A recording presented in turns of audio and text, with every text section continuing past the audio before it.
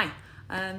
It is official lockdown time, and I haven't seen students in a couple of days now in person, but it's going to keep going like that for a few weeks. So I wanted to take a second to talk about what's going to happen for the students who are going fall 2020 to the US, since this is normally a conversation that we get to have in person. So I'm hoping that this video can be the start of a conversation about your options.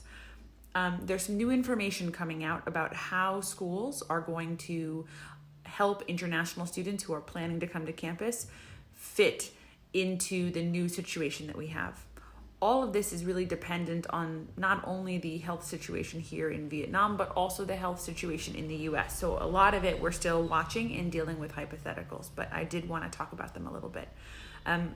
Most smaller schools and even most universities expect students to come to campus for fall, which means that you would arrive on campus between August 15th and August 20th.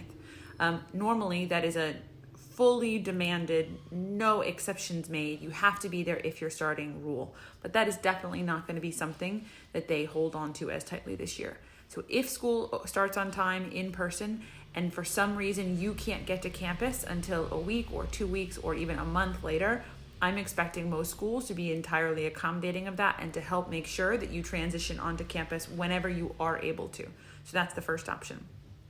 The second option is that they're going to be allowing international students, especially, to start in January if they need to. So if for some reason you are not going to be able to get a visa and travel to the US until the winter semester starts, usually in the middle of January, that is another option that most schools are going to be allowing students to have. The third one is a full deferral. That means starting an entire year later, right?